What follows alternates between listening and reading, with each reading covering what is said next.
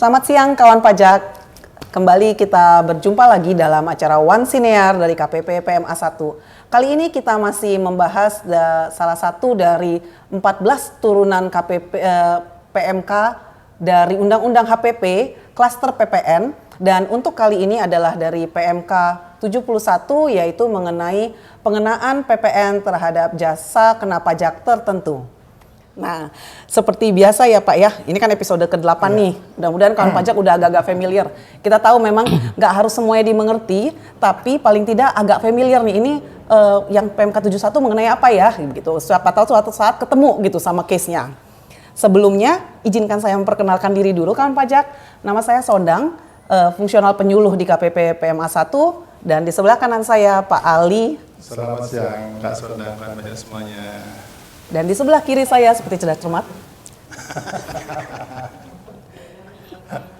Mas Dedi. Selamat siang kawan pajak, selamat siang Kak Sondang.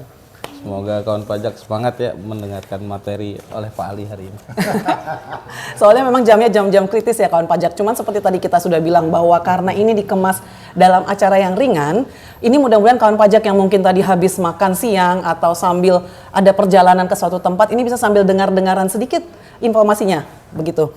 Nah, untuk kawan pajak sekalian, ini sebentar lagi kan juga ya kemungkinan dalam waktu dekat atau soon lah ya, yang klaster PPH kan akan dikeluarkan ya. Yang itu ditunggu-tunggu kawan pajak dari awal tahun kayaknya udah pada nanyain. Nah, sebelum yang PPH-nya nih kita nanti pelajari lagi, kan itu kan pasti turunannya banyak tuh. Mari kita juga mencoba belajari sedikit dapat gambaran yang PPN-nya. Kita habiskan dulu yang kita tuntaskan yang ini. Nah, ini kita ke Pak Ali nih. Seperti biasa nih Pak, kalau untuk yang mengenai latar belakang itu kita tanyakan kepada yang paling senior dulu. Silakan Pak Ali. Terima kasih Kak Sondang, Mas Dedi juga dan kawan pajak semuanya. Selamat siang, salam sehat semuanya. Saya Ali Muhammad Sofi ya, sebagai perkenalan lagi bahwa begini kan pajak ya, bahwa PMK 71 Kak Sondang ya, tahun 2022 ini adalah bukan suatu aturan yang baru, tapi adalah sebagai katakan perbaikan ya gitu. Ini dasar hukumnya saya sampaikan sedikit itu tentang pasal 16 huruf G, pasal 16G huruf I Undang-Undang 7 tahun 2021 tentang HPP. Di sana dikatakan bahwa ketentuan lebih lanjut mengenai peredaran usaha tertentu, jenis kegiatan usaha tertentu ya. Nanti akan kita bahas tentang jenis kegiatan usaha tertentu, jenis BKP tertentu, jenis JKP tertentu, dan juga besaran PPN yang dipungut dan disetor itu diatur dalam pasal 9A ayat 1, di mana akan diatur dalam aturan pelaksanaannya.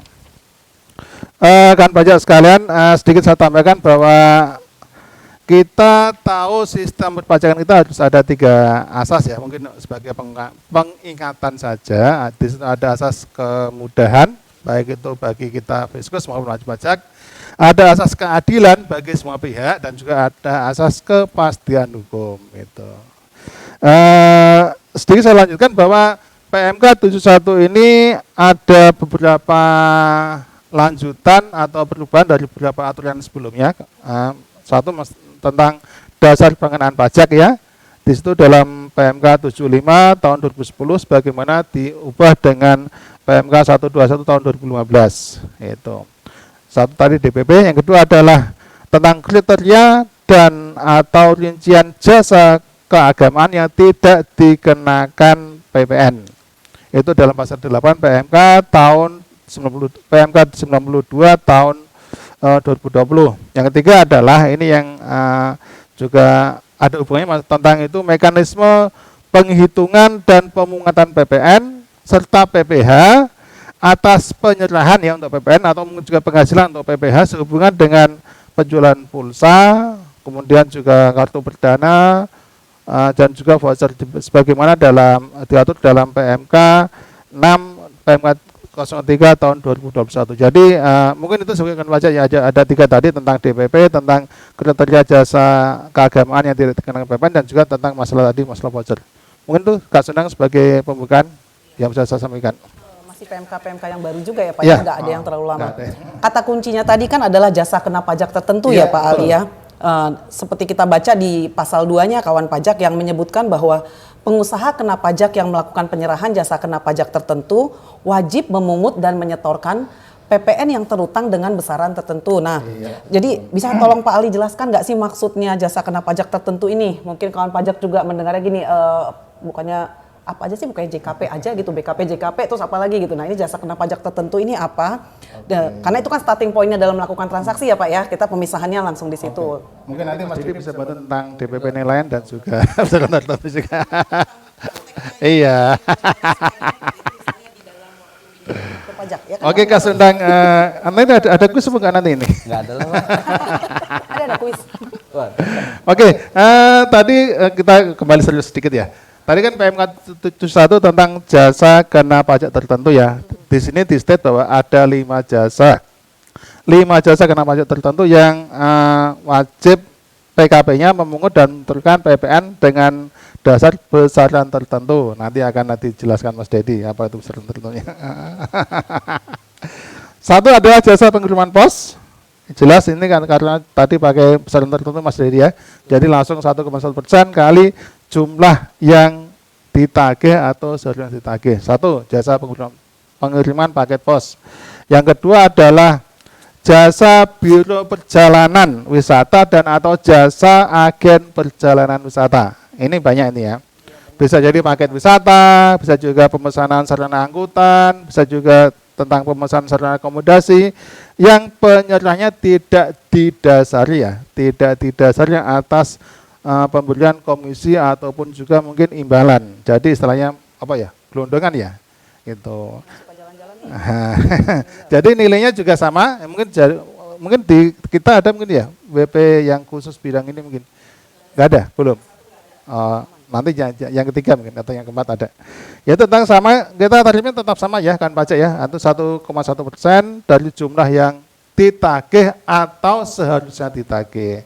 Tadi pertama tadi jasa pengiriman pos, kedua jasa wisata, yang ketiga adalah ini yang mungkin ada jasa pengurusan transportasi ya atau freight forwarding ya, yaitu bisa berupa biaya transport dengan mode angkutan kapal, pesawat, kemudian juga kereta api dan lain sebagainya, yang di dalam tagihannya untuk jasa pengurusan transportasi ini ada biaya transportasi. Jadi yang di situ yang inti adalah di dalam pengurusan tadi ada biaya transportasi itu. Ini paling banyak nih kayaknya. Itu. Ditanyanya nggak deh kalau di WP PKP PMA 1? Nggak ada. Abaikan. Ini tetap sama ya, tetap kita pakai angka kelamat ya, 1,1%. Dari jumlah yang sudah ditagih maupun juga yang ditagih itu. Yang keempat adalah ini tadi yang agak panjang, jasa pemasaran dengan media voucher, kemudian juga jasa penyelenggaraan layanan transaksi dengan voucher juga, mungkin juga tentang itu ya, reward itu ya, tentang pemberian program loyalitas dan juga penghargaan pelanggan. Ini yang di dalam penyerahannya tidak didasari pada pemberian komisi dan tidak juga ada selisih. Jadi langsung bentuk voucher itu ya. Mungkin Kak Sona ada voucher 1 juta untuk belanja atau apa mungkin itu ya. Itu maka nilai dasar pengenaan adalah 1,1% juga dari harga jual voucher itu. Ini mungkin kalau dulu kan paket penjualan pulsa segala macam itu ya. Yang kelima adalah ini jasa perjalanan ke tempat lain dalam rangka kegiatan ibadah keagamaan. Ini yang selalu ada dan juga berkembang, apalagi sudah COVID sudah selesai, ya sudah mulai tumbuh kembali ya. Ini ada dua kondisi kawan pajak semuanya. Jika tagihan paket tadi itu perjalanan ibadah ke tempat lain dirinci, artinya ada item-item biaya yang dipisah-pisahkan, maka pakai tarif umum yaitu 1,1%. Apabila tidak dirinci atau gelondongan, maka dia 0,55%. Nanti mungkin dalam prakteknya nanti bisa kita jelaskan mungkin atau mungkin case-case ya. Jadi tadi itu kawan pajak ya. Jadi PMK 71 tentang 5 jasa tadi dengan beberapa kriteria, tapi yang paling utama adalah tetap pakai tarif 1,1% dari nilai besaran tertentu ya. Oke, itu mungkin Kak Senang. pajak semua. Terima kasih Pak Ali ya untuk menjelaskan mengenai jasanya yang tadi sudah disebutkan. Nah tadi kan disebutkan bahwa PKP memungut dan menyetorkan PPN itu dengan yang terutang dengan besaran tertentu kan Pak Ali ya. Untuk memberikan tambahan informasi aja Pak Ali ke kawan pajak, bedanya apa sih pengenaan PPN tadi yang untuk besaran tertentu dengan pengenaan PPN mengenakan DPP lain itu? Oke, mungkin ini sebenarnya juga apa ya, kalau kita bilang teknis matematika yang ya sama, hasil finalnya sama, cuman perlakuannya berbeda. Mungkin Mas Dedi bisa namakan ya. Ada dua kan, kita ada di PPN ada istilah DPP nilai lain. Kalau di dalam PMK 71 ini pakai besaran tertentu ya gitu. Misalkan gini, penyerahan apa ya, JKP katakan 10 juta lah, apa ya 10 juta ya. Kalau pakai DPP nilai lain otomatis kan itu 10% dari 10 juta. Jadi DPP-nya kan. Jadi selama DPP-nya otomatis 10% dari penyerahan tadi 1 juta dikalikan PPN tarif umum ya 11% jadi 110. Nah itu. Tapi dengan catatan ini bisa dikreditkan dan juga dia harus PKP ya, Mas Dedi ya. Oke. DPP nilai lain. Tetapi kalau pakai besaran tertentu maka langsung dari 10 juta tadi dikalikan tarifnya 1,1%, maka DPP tetap 10 juta, PPN-nya adalah 1,1% kali 10 juta otomatis 110. Tapi dengan catatan penjualnya tidak bisa mengkreditkan pajak masukan. Keduanya sama antara Gimana? nilai lain dengan besaran tertentu. PKP yang melakukan penyerahan itu apabila menerbitkan faktur 04 atau 05 tidak boleh mengkreditkan faktur pajak masukannya. Beda halnya dengan kawan pajak di PMA 1 yang selaku pembeli pemanfaat jasa, silahkan kreditkan faktur pajak masukan tersebut selama memenuhi ketentuan pengkreditan pajak masukan. Iya. Oke, mungkin untuk senang tambahannya. Iya, kalau ini kan langsung udah masuk ke teknik ya Pak. Saya bagian Jadi ini untuk penyerahan JKP tertentu tersebut itu yang pertanyaannya kalau misalnya ditanyakan wajib pajak biasanya gimana pada ujung-ujungnya kan kalau misalnya ngomongin PPN itu pada prakteknya itu ujungnya pasti adalah ke faktur pajak. Ya. Nah, Mas Dedi bisa tolong ceritakan maksudnya mengenai cerita saya nih. Iya cerita aja. Kalau Mas Dedi cerita biasanya wajib pajak juga senang ya. Baik, saya akan cerita nih. Pada suatu hari. Agak dikencengin. Jadi kurang batak ini. Perbedaan mendasar antara 04 dan 05 kalau di pembuatan faktur pajaknya, kebetulan sih kan pajak kalau untuk di PMA 1 tidak ada yang melakukan penyerahan. Ya. Jadi hanya penikmat fakturnya saja dia menerima faktur 04 atau 05. Perbedaan mendasar di faktur 04, kalau penyerahannya tadi 10 juta, DPP yang tertulis di faktur pajak 04 adalah 10% dari penyerahan, dari nilai penyerahan. Jadi tertulislah 1 juta, baru tarif PPN-nya nanti 11%.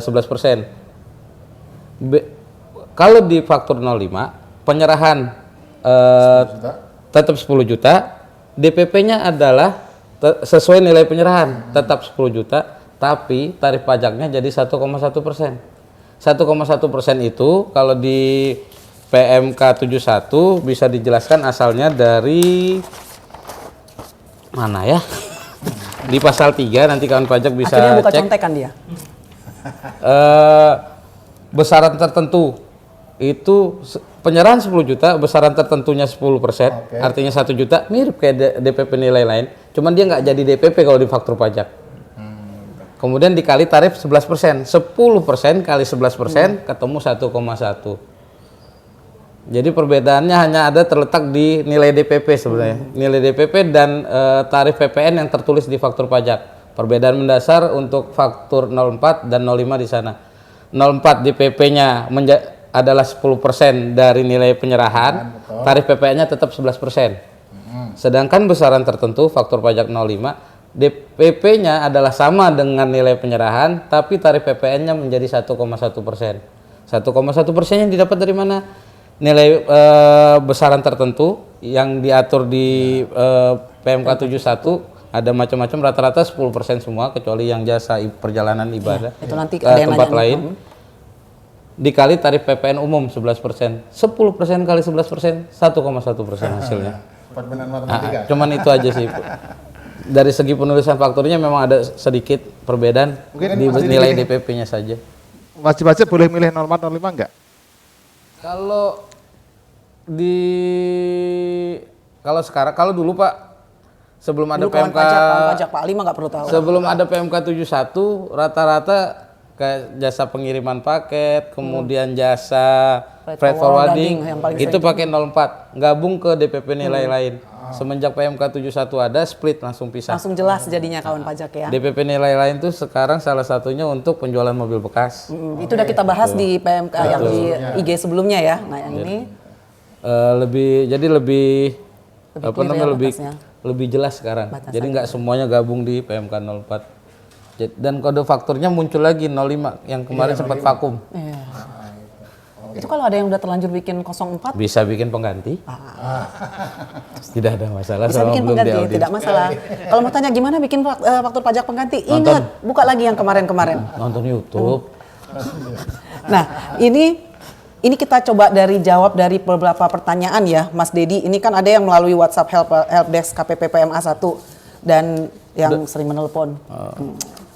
Nah, dari 5 jenis JKP tertentu yang disebutkan secara gamblang di PMK 71 tadi, kan ada jasa atas perjalanan ibadah.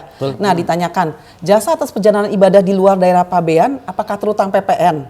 Apabila di dalam jasa tersebut ada perjalanan yang bukan dalam rangka perjalanan ibadah, misalnya wisata atau belanja. Mungkin gini, sekalian dia pergi umroh, sekalian ke Turki, mampir dulu ke Singapura, Beli kacamata di Turki. beli kacamata Turki buat dipakai.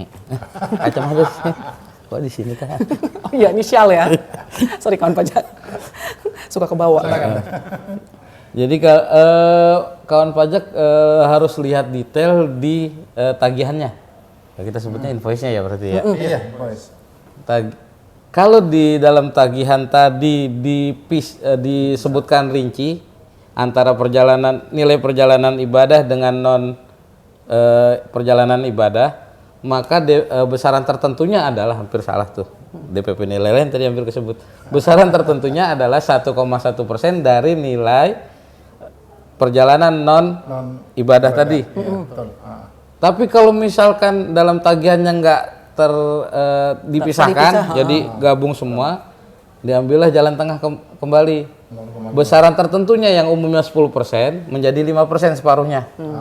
Jadi nanti 5% kali tarif PPN 11% jadi 0,55. Makanya kalau di PMK 71 ada khusus yang bisa dirinci tagihannya jadi tetap 1,1%, yang tidak dirinci 0,55. Hanya Untuk- jasa itu saja yang Iya, ada betul, Kak. perbedaan yang tadinya 1,1 Demi asas keadilan. Demi Ya. asas keadilan, betul. Kemudian. Oke. Nah, ini kita pertegas lagi nih. Ini kan karena tadi masih kayaknya banyak yang memang menanyakan yang mengenai perincian tadi ya, Mas Dedi ya, udah Mas Dedi jelaskan sekaligus. Nah, ini minta pertegas. Ini beneran pajak masukan atas perolehan BKP dan atas JKP yang berhubungan dengan penyerahan oleh PKP dengan besaran tertentu ini tidak dapat dikreditkan. Nah, bagaimana dengan pembuatan fakturnya? Kalau saya sebagai pengusaha yang melakukan Melakukannya, penyerahan, ya. artinya menerbitkan faktur 05 atau 04 di PMK tentang besaran tertentu maupun PMK DPP nilai lain, itu sama, dilarang mengkreditkan faktur Oke. pajak masukan. Sebagai pengusahanya. Sebagai pengusaha penerbit fakturnya. Kenapa? Saat kalian melakukan penyerahan tersebut, kemudian mengambil jalur faktur DPP nilai lain atau besaran tertentu, sudah dianggap mempunyai pajak masukan sebesar 90% dari nilai penyerahan. Kayak net gitu ya? Ya, makanya DPP nilai lain atau besaran tertentu udah ngambil net off-nya saja. Gitu. Begitu. Oke, kayaknya itu sih kawan pajak ya. Kalau misalnya pertanyaan-pertanyaan itu seputar itu yang paling tadi inti memang adalah mengenai bagaimana di faktur pajaknya, bagaimana pelaporannya. Nah, kayaknya kita perlu kuis satu aja kali kuisnya ya. Itu bisa kawan pajak yang gampang aja lah. Ini kita lagi baik menuju akhir tahun. Jadi sebutkan faktur pajak yang digunakan dalam Pertanyaannya, Pak. Satu, Mas Dedi. Suka bingung untuk pengkreditan kode 050. Oke, dicuri kemuliaannya sama yang lagi mau memenuhi baca syarat nanya. pengkreditan. Bingung nggak pertanyaannya Pak Dedi? Ya saya juga bingung bacanya. Karena yang tahu transaksi tersebut berkaitan sama kegiatan usaha atau tidak adalah kawan pajak sendiri. Betul, betul. Jangan, kami hanya nanti memeriksa, mengaudit apakah itu sesuai yang kalian kreditkan? Kalau ragu, sekiranya ragu jangan kreditkan, masukkan aja ke P3. Tetap di input, tapi pilih tidak dikreditkan. Penutupan nanti info. Penutup. Wah, Pak Ali mau ngasih penutup sendiri. Enggak, Pak Ali nanti kasih aja Pak Ali. Oh, Pak Ali, ini kan masa depan. Kalau Pak Ali kan ngomongin masa depan Asoy. Tadi kuis dulu aja, kuis dulu. Oh, belum kuis ya, kasihan deh. Nah, dicuri kemuliaannya tadi oleh pertanyaan dari kawan pajak. Nah, sebutkan Pinjam lagi ya. ini yang pertama ya, selalu yang pertama yang dapat mendapatkan jawabannya. Karena biasanya itu udah jawab yang pertama, ada yang benar-benar ya. Yang pertama pokoknya kita akan jadikan pemenangnya. Sebutkan kode faktur pajak yang digunakan dalam melaporkan si besaran tertentu ini. Silahkan. Nah, kembali, ayo Pak Ali untuk buat penutupnya biar kita kasih sesuatu berita yang baru juga. Ya, sambil ngetik di kolom chat kita bahwa kita tahu bahwa nanti kan di 1 Januari 2025 ya, kan pasal 7 itu dikatakan ada perubahan tarif PPN ya kalau jadi ya. Maka dari 1,1 tadi otomatis menjadi 1,2% itu. Karena iya, ini kenapa? Karena juga amanat undang-undang juga dalam pasal 7 ayat 1 Undang-Undang APP dikatakan bahwa sejak 1 Januari 2025 tarif normal PPN adalah 12%. Otomatis imbas ke PMK 71 tadi dari 1,1 menjadi 1,2%. Mungkin itu saja kan Pak. Demikian acara One Sinear kita kali ini kawan pajak. Terima kasih untuk atensinya. Semoga bisa menjadikan tambahan informasi kepada kawan pajak dan bisa berguna bagi kawan pajak dalam menyelesaikan kewajiban perpajakannya. Kami mohon maaf untuk setiap kekurangannya. Sampai bertemu kembali di One Sinear berikutnya.